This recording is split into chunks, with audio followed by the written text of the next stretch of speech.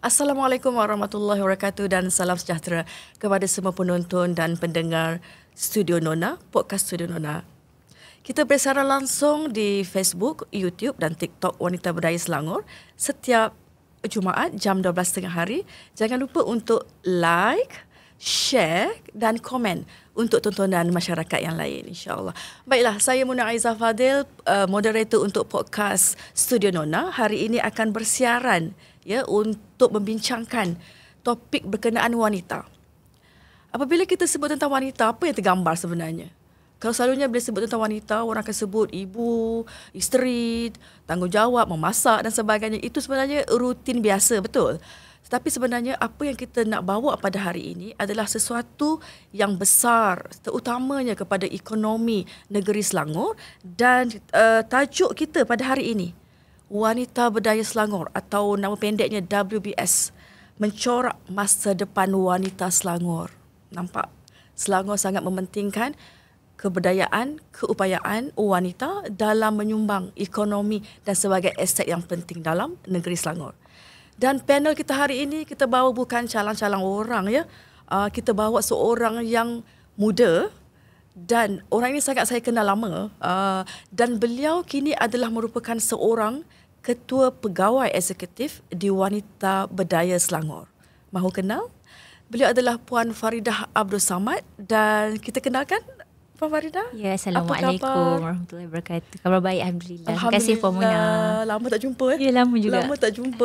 Dengan berpakaian purple hari ini melambangkan logo Wanita Berdaya Selangor itu sendiri. Benar, untuk lebih menjiwai organisasi yang belum 3 bulan, yang hampir 3 bulan. Hampir 3 bulan ya. Tetapi sudah menampakkan perbezaan ataupun perubahan yang besar di sini. Alhamdulillah. Kita nak kenal siapakah orang yang mengetuai WBS ni, dan mungkin Puan Faridah boleh cerita sikitlah pada rakyat negeri Selangor, kan. Puan Faridah asal mana sebenarnya? Okey, saya lahir di Port Dickson, Negeri Sembilan, bersekolah di Negeri Sembilan. Dapat tawaran memasuki Universiti Melaya waktu peringkat sarjana muda. Sejak itu saya memang dah menjadi warga Selangor lah, sebab Universiti Melaya dengan PJ itu sebelah-sebelah. Jadi waktu itu selepas tamat graduan pun saya sempat masuki bidang industri setahun, kemudian dapat tawaran untuk menyambung pelajaran peringkat sarjana di Universiti Melaya. Jadi sejak itu memang duduk di Petaling Jaya tahun 2008 hinggalah sekarang. Hampir 15 tahun. Hampirlah, 17 tahun begitu. 17 kan. Tadi tu bidang apa sebenarnya yang belajar di UM? Di Universiti Melaya waktu tu kita ada training program teknologi IT dan management, teknologi maklumat, dan sebahagian daripada subjek saya perlu ambil di Fakulti Perniagaan dan Perakaunan. Jadi ilmu tu dah sebenarnya membantu. Agak membantu. Tapi selepas itu saya menyambung pelajaran di peringkat sarjana dalam bidang sains komputer, dan sekarang saya kira masa untuk mengimplementasi ke semua ilmu yang ada lah. Daripada subjek business, marketing dan sebagainya. Kemudian sekarang pun kita ke arah artificial intelligence, AI. Jadi kita ada background tu membantu. Sangat membantu kan? Lah sebenarnya. Kita tak salah memilih bidang. Ya, Alhamdulillah. Okey, mengenali Puan Faridah aktif kan sejak universiti. Dan bagaimana pengalaman selepas itu? Adakah terlibat dengan aktiviti kemasyarakatan lebih ataupun kepimpinan yang lebih sebenarnya? Kalau saya boleh nak ajak kita boleh imbas sila, bagaimana saya terdedah dengan aspek kesaksamaan wanita dan sebagainya. Jadi saya kira ia bermula sejak saya awal lagi, sejak di usia tadika lagi sebenarnya. Oh ya ke? Ya. Waktu itu saya dapat peluang daripada guru-guru untuk bersama dalam satu pasukan sukan yang kebanyakannya lelaki. Saya ingat salah satu sukan tu tarik tali. Dulu Puan Muna tahu, dulu kan kita ada sukan pantai. Saya duduk di Port Dickson, jadi banyak sukan pantai dan sukan tarik tali. Pernah satu ketika satu pasukan tu lelaki, saya seorang perempuan. Masya Allah. Waktu tu saya fikir jika diberi peluang sebenarnya wanita, kanak-kanak perempuan pada kita gitu, kita boleh je buat sebenarnya kan. Dan lepas tu bila masuk ke peringkat sekolah, kan dulu biasanya ketua kelas kita, ketua pengawas semua lelaki.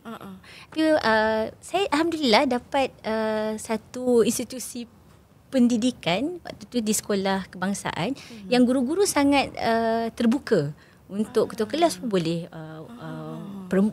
dari pelajar perempuan. Ketua pengawas pun waktu itu saya ingat waktu saya di darjah 4 ke semua top leaders di peringkat pengawas pada ketika itu adalah pelajar perempuan. Jadi saya kira memang terbukti bila diberi peluang tu ada ruang untuk kita buktikan kebolehan di peringkat wanita lah.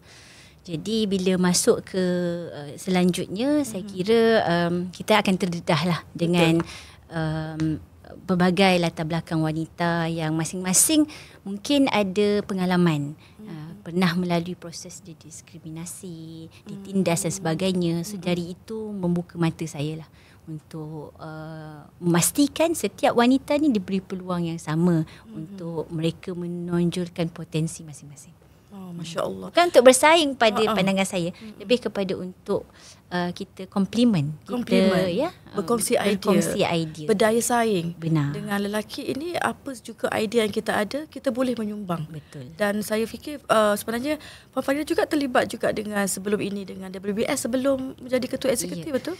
Jadi selepas menamatkan sarjana dan bertugas di Universiti Malaya waktu itu, saya dilamar oleh Yang Berhormat mantan Exco Dr. Siti Maria untuk berada dalam pasukan beliau di Pejabat Exco. Waktu itu Exco Pembangunan Wanita, Kebajikan Masyarakat dan Kesihatan Awam. Pada ketika itu saya diminta untuk bertugas sebagai pegawai penasihat dasar kepada YB Exco. Dengar pun takut pegawai dasar. Betul. Tapi itu satu lagi bukti bila seorang anak muda diberi peluang, kita akan belajar.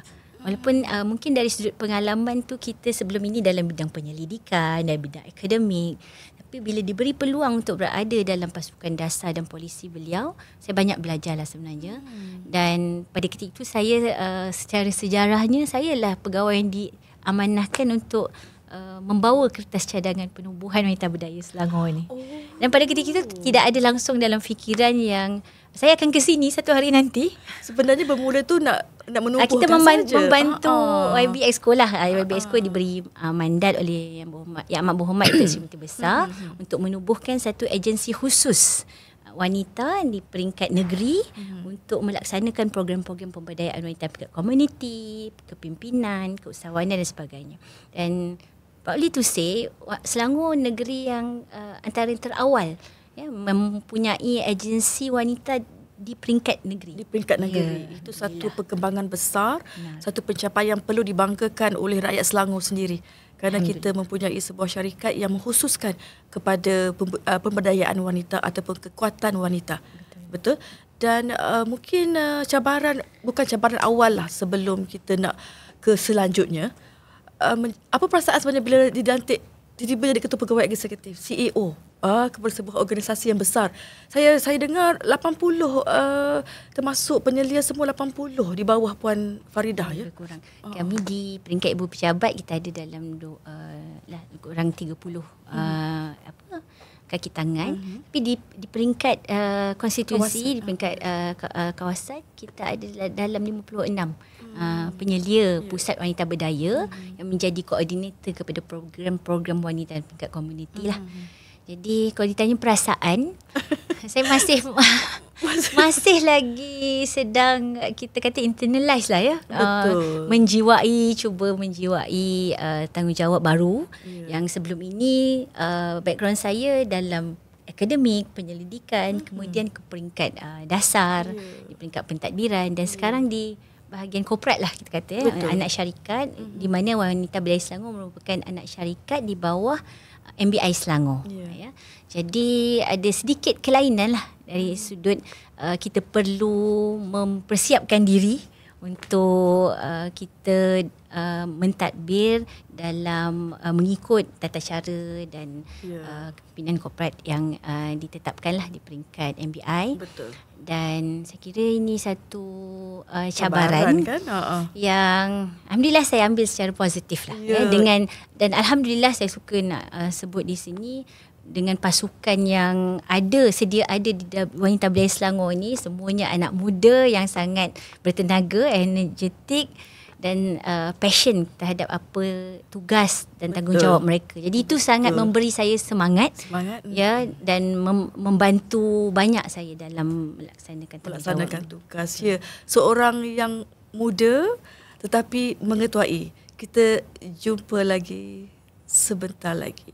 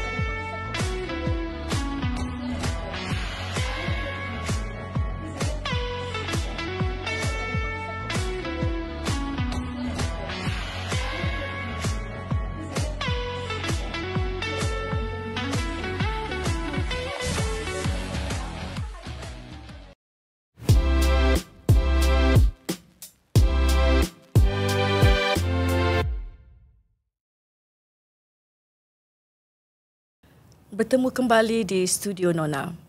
Baik, tadi kita telah mengenali ahli panel kita, iaitu Puan Siti Faridah. Dan sekarang ini saya nak memperkenalkan iaitu Wanita Berdaya Selangor. Apa itu Wanita Berdaya Selangor? Sebenarnya WBS, saya sebut WBS, telah memainkan peranan yang penting dalam memperkasakan wanita, bukan sahaja melalui program pembangunan diri dan ekonomi. Ia juga adalah merupakan platform untuk wanita lebih aktif dalam masyarakat. Dan kalau saya kenal WBS sebenarnya ditubuhkan pada 2021, ya, tetapi sebelum itu permulaan itu telah ada. Pada saya pernah menjadi salah seorang pensyarah di Akademi Kepimpinan Wanita yang merupakan tonggak utama di dalam WBS ini, di mana ia telah dimulakan pada 2018, di mana kita menghimpunkan orang-orang Negeri Selangor, wanita Negeri Selangor untuk datang belajar, membangunkan jati diri mereka, intelektual mereka, emotional quotient mereka untuk terjun ke bidang masyarakat di lapangan. Bermaksud mereka dibekalkan dahulu dengan ilmu sebelum mereka terjun ke lapangan. Dan inilah Wanita Berdaya Selangor. Baik, Puan Faridah, ini saya nak tanya soalan yang lebih kepada peranan Puan Faridah sebenarnya, ya. Jadi disebabkan WBS ni memainkan peranan besar dalam memperkasakan wanita negeri Selangor dan banyak aktiviti sebenarnya telah dijalankan, ya, dan mungkin akan dijalankan. Jadi bagaimana sebenarnya untuk Puan Faridah kongsi sikit pada masyarakat visi utama WBS ni?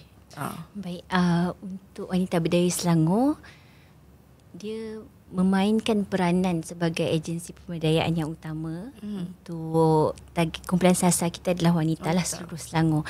Suka saya nak kongsikan sejarahnya lah.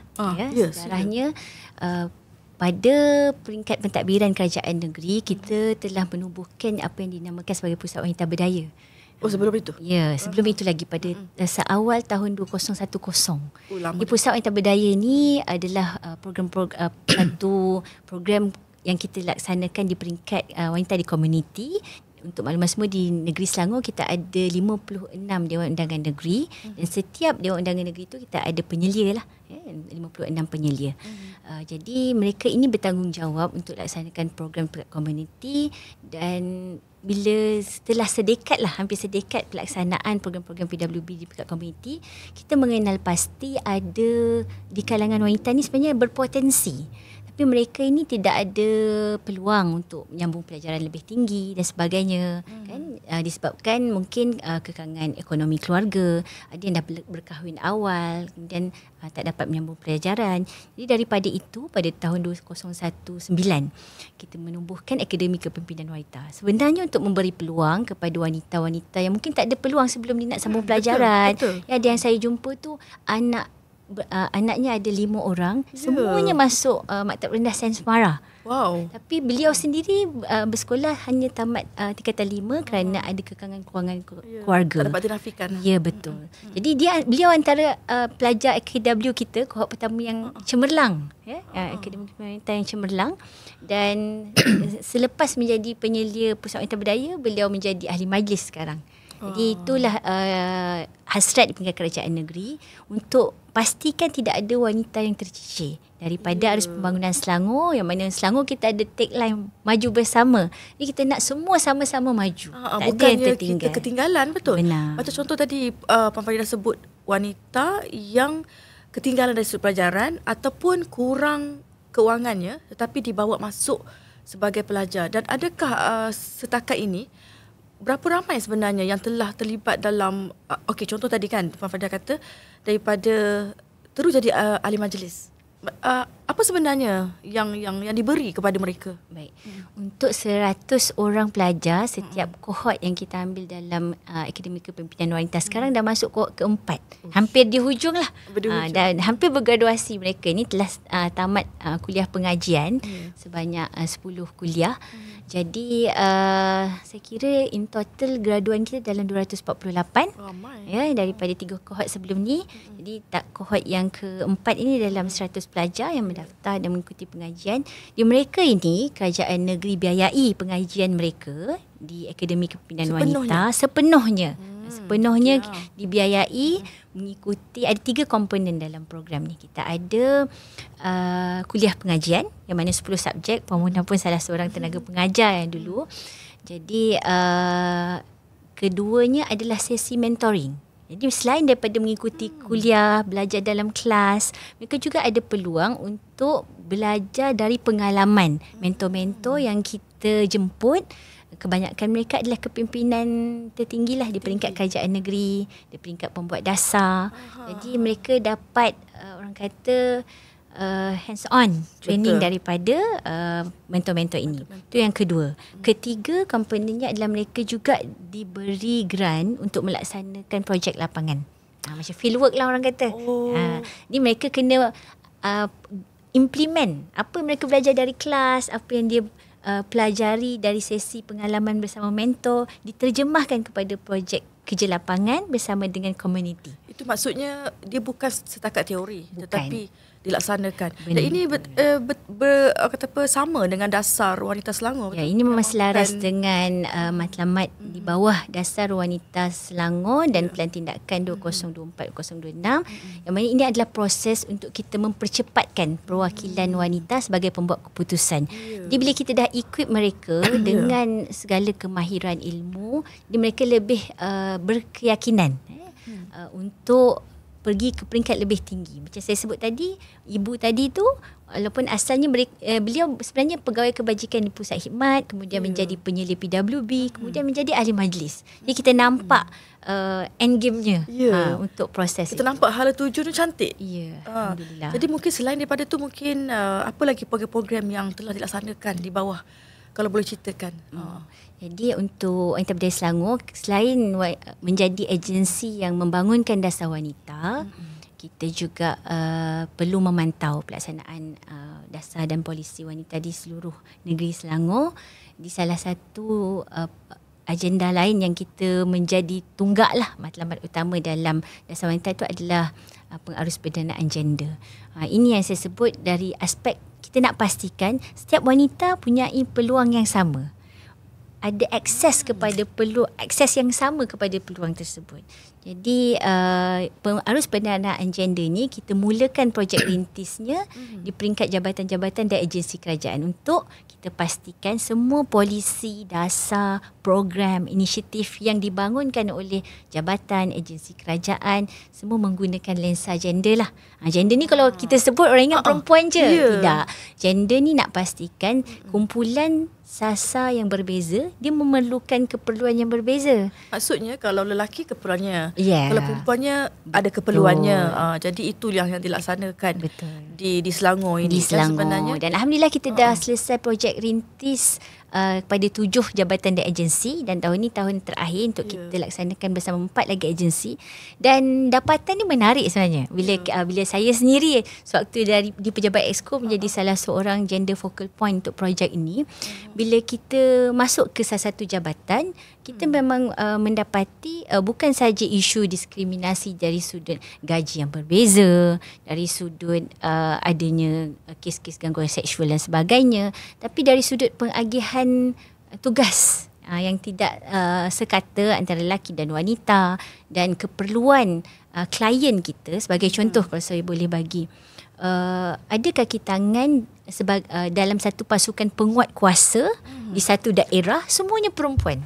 Jadi bila berlaku satu-satu isu waktu malam, jadi ada isu-isu keselamatan dan sebagainya. Ada risiko di situ. Bukan kita kata perempuan tak boleh nak laksanakan, tapi kita mempertimbangkan semua aspek lah. Keselamatan dan sebagainya, yang tak boleh nafikan bahawa gender wanita itu ada risiko tersendiri.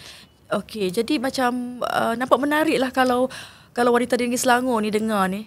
Mesti bangga kan? Alhamdulillah. Sebab itu usaha kerajaan untuk nak pastikan di peringkat pembuat dasar dahulu yang faham apa keperluan berbeza dari kumpulan yang berbeza ni.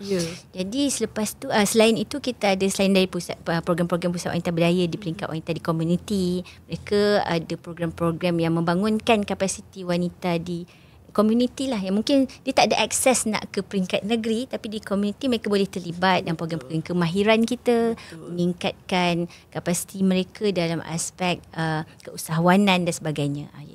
Selain daripada AKW, kita ada juga program yang kita panggil Sidang Wanita Selangor. Ini untuk mereka yang lebih berminat, ada kecenderungan ke arah penggubal dasar di Dewan Undangan Negeri. Jadi itu lebih besar ya. Itu lebih besar. Sangat menarik ya Puan Faridah. Dan sebenarnya apa yang kita boleh simpulkan untuk WBS ni, bagaimana untuk lead wanita di Negeri Selangor untuk lebih kukuh dari sudut kekuatan dirinya, jati dirinya, dan itulah sebenarnya fungsi utama WBS. Kita berhenti rehat sebentar, jumpa lagi sebentar ini.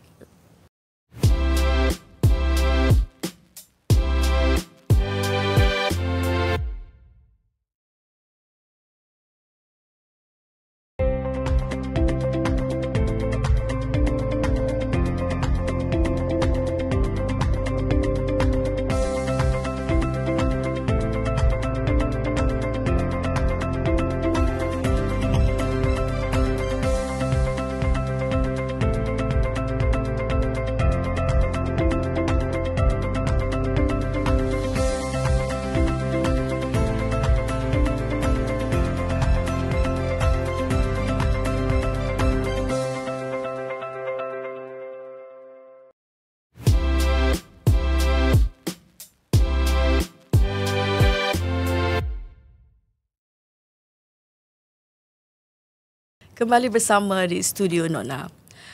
Okey, tadi kita mendengar Puan Faridah bercakap tentang dasar dan juga pembangunan ya, ataupun dasar kepimpinan wanita di Selangor. Jadi kalau dilihat di situ nampak sangat besar tanggungjawabnya. Jadi Puan Faridah, ni soalan saya ni lebih kepada nak memberikan inspirasi kepada wanita di luar sana. Orang kata mak, contoh anak-anak, sibuklah mak ni sangat kan. Kalau okey, sebenarnya berapa jam di rumah? Susah jawab soalan tu ya. Berapa jam di rumah? Okey, saya seorang yang memang akan selepas hantar anak ke sekolah akan terus masuk ke pejabat. Okey. Tapi saya bukanlah orang yang akan stay back di pejabat yang jika tidak ada apa-apa keperluan. Jika betul. Selesai kerja baliklah. Jadi bila nak tanya berapa jam tu, basically after office hour tu memang bersama dengan keluarga, kecuali ada tuntutan di luar lah, di luar kawasan. Jadi itu yang mungkin akan meninggalkan. Puan Faridah ada 3 orang anak kan? Betul. Range umur? 11, 9, 7. 9, 7. Okey, kalau dilihat seorang ibu, seorang isteri, seorang anak perempuan, ibu masih ada? Masih ada tanggungjawab tu sebenarnya kan. Okey, jadi bila kita tengok, itulah realiti masyarakat yang mempunyai tanggungjawab kerja yang besar. Apatah lagi kalau Puan Faridah sendiri sebagai CEO, besar ni sebenarnya ya. Jadi kalau untuk Puan Faridah kongsilah bagaimana untuk kita imbang keperluan kita sebagai peranan kita sebagai topik kita sebagai ibu, sebagai isteri, anak, dan yang kedua kepada syarikat. Seterusnya kepada masyarakat negeri lah.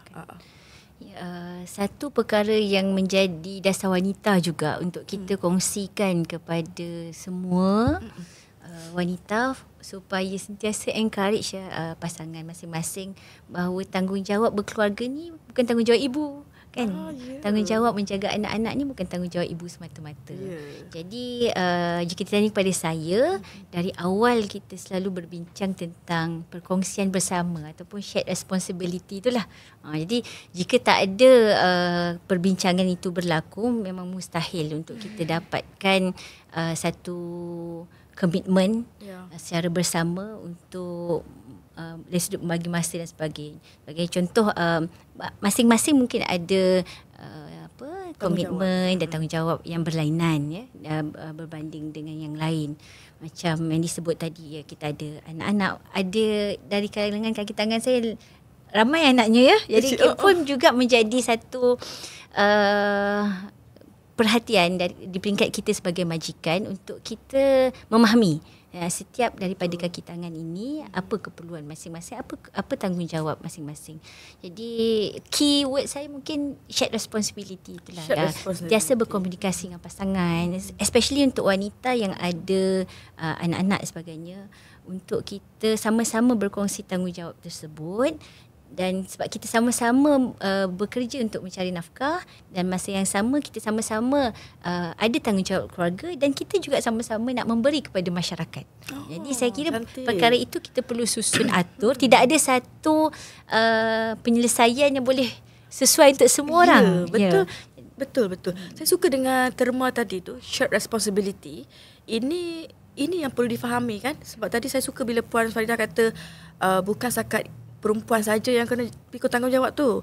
It's about dua orang dalam keluarga yang perlu faham tu.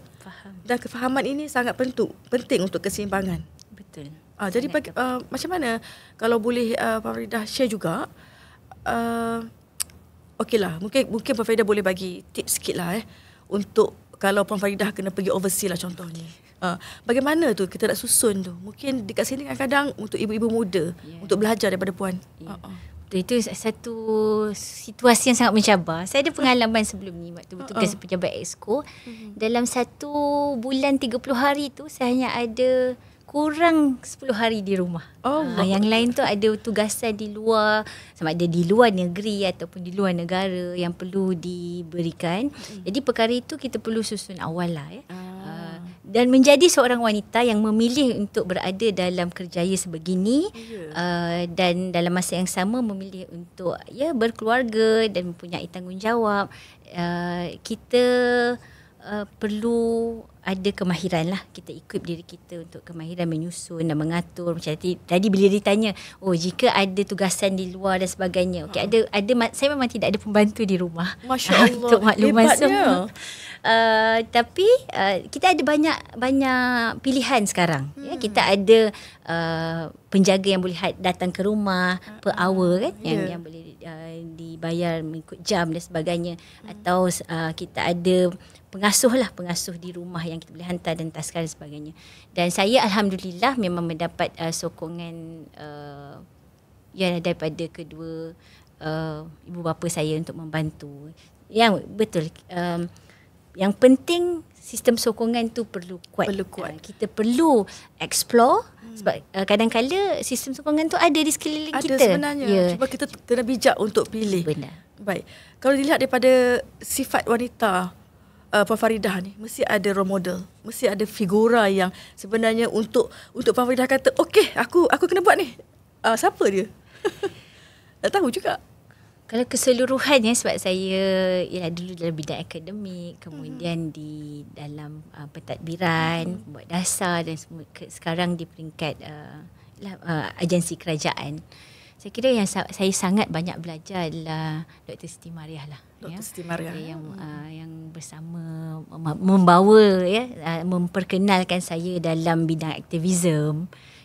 yang dulu macam yang saya sebut, beliau adalah naib presiden kepada International Muslim Women Union sebelum lagi waktu menjadi ahli parlimen, kemudian menjadi exco. Waktu itu saya bersama pasukan pembuat dasar beliau dan kemudian sama-sama menubuhkan Wanita Berdaya Selangor. Jadi saya kira sangat banyak belajar, walaupun kalau kata role model tu dia cerminan kita. Saya dengan beliau mungkin agak berbeza dari sudut approach dan sebagainya, tapi dari sudut spirit, dari sudut pemikiran, saya sangat-sangat dipandu dan diinspirasi oleh beliau. Yang saya suka nak kongsikan, beliau ini yang daripada observasi dan pemerhatian saya, sentiasa mengingatkan kita untuk yang pertama, apa juga yang kita buat, niat kita kena jelas, clear intention. Bila niat kita jelas itu, ia akan membantu kita dan menyuntik keberanian dalam diri kita untuk buat keputusan lah. Jadi bila niat jelas, apa-apa yang kita nak lakukan, kita akan berani buat keputusan dan berani ambil risiko atas keputusan yang kita buat. Dan saya kira yang ketiga yang saya belajar, jangan takut buat kesalahan lah. Bila kita ada niat yang jelas dan kita dah membuat keputusan, ambil risiko, tiba-tiba perkara tu salah, kan? Jadi jangan takut pada kesalahan, belajar dari kesalahan. Kita akan buat lebih baik selepas itu. Benar. Jadi saya kira itu perkara yang saya sangat banyak belajar lah. Saya fikir selepas ini Puan Faridah pula akan menjadi mentor kepada seseorang. InsyaAllah. InsyaAllah ya. Dan daripada inilah ya, saya dapat lihat ya, perempuan semua di luar sana ataupun masyarakat Selangor, jelas kita di sini bahawa perempuan ni multitasker sebenarnya, ya, seorang dan multi-thinking juga. Dalam otak kita ni tang, tetapi kita coordinate, dan itulah sebenarnya perkongsian yang bagus dari Puan Faridah, inspirasi bagaimana untuk keseimbangan kerjaya dan juga keluarga. Nak cakapnya wanita ni dia multitasker, multi-thinker juga kan? Multi-thinker juga. Jadi kita boleh buat semua benda tetapi perlu ada koordinasinya. Baik, sebelum kita menutup tirai untuk topik kita pada minggu ini, Puan Faridah, saya ingin bertanya sesuatu benda yang besar. Ya, apakah langkah move forward Puan dalam membawa WBS ini lebih besar, lebih global? Sesuai dengan visi kami lah sebenarnya. Di peringkat Wanita Berdaya Selangor, kita ingin menjadi agensi peneraju pemberdayaan wanita di peringkat Asia, negara serantau. Jadi memang fokus kita dalam aspek pemberdayaan wanita untuk bidang ekonomi, sosial dan keusahawanan, yang saya kira banyak juga telah dilaksanakan oleh kepimpinan organisasi sebelum ini dari aspek pemberdayaan wanita di komuniti, program-program keusahawanan, kepimpinan. Di peringkat ke depan, apa yang masih kami perlu beri fokus adalah dari aspek meningkatkan kadar pelibatan wanita dalam tenaga buruh lah, female labour force participation. Untuk makluman, sekarang di peringkat nasional kadar pelibatan wanita ini di tahap 55% lebih kurang. Tapi di Selangor kita agak sedikit tinggi, 69.7%, tapi masih di belakang lelaki. Itu sebanyak 85% di Selangor.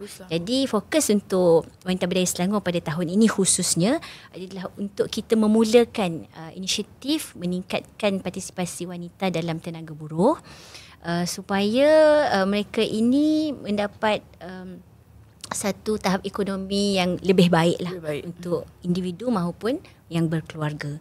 Jadi kita ada program yang akan datang, insyaAllah, Her Career Convention dan Career Comeback Program, yang mana Wanita Berdaya Selangor bekerjasama dengan Talent Corp, ya, di peringkat Kementerian Sumber Manusia, untuk kita kenal pasti apa sebenarnya kekangan wanita untuk kembali bekerja. Apa kekangan wanita untuk selepas bergraduasi terus masuk ke alam pekerjaan. Jadi mungkin mereka memerlukan beberapa persiapan dan pembinaan kapasiti, kemahiran yang mungkin yang lama dah tinggal kerja ni, yang mungkin selepas bersalin, anak 1, anak 2, anak 3 dah besar dah anaknya, nak kembali pula ke alam pekerjaan. Jadi mereka perlu, orang kata, catch up dengan betul, nak kena apa apa keperluan dari sudut industri semasa. Jadi dari aspek itu insya-Allah Wanita Berdaya Selangor akan membantu dan bersama dengan Talent Corp. Sikit je lagi, sikit satu benda sebab kita berhadapan dengan generasi muda. Bagi sikit pandangan puan ataupun penutup untuk mengajak generasi muda untuk join kita bersama. Baik. Untuk generasi muda saya kira pengalamannya bersama dalam program-program anak muda ini, saya kira mereka ada satu semangat yang tidak dapat dinafikan. Ya, sangat bersemangat untuk bersama dalam program-program pemberdayaan wanita dan sebagainya. Jadi saya kira yang penting untuk seperti saya sebut tadi, untuk percaya kepada niat baik kita dalam melibatkan diri dalam program pemberdayaan dan sebagainya, dan kita perlu membina kapasiti kita, tingkatkan kemahiran dari sudut keperluan semasa, sentiasa orang kata adaptable lah menyesuaikan diri, pandai menyesuaikan diri, dan yang paling penting adalah untuk membina networking yang baik. Jadi dengan itu saya kira peluang memang dah di depan mata. Marilah bersama-sama dengan Wanita Berdaya Selangor. Okey. Oh, seronok mendengar ni, tak puas ni nak dengar. Okey, nampaknya kita sudah di hujung sesi puan. Jadi maka berakhirlah sebenarnya sesi podcast kita, iaitu tentang WBS iaitu satu yang kita panggil topik kita hari ini. Saya ulang sekali lagi, mencorak masa depan wanita Selangor. Dan terima kasih sekali lagi kepada Puan Faridah kerana meluangkan masa yang sibuk di luar setahun. Nampak sebelum start tadi pun Puan dah terkejar sana terkejar sini.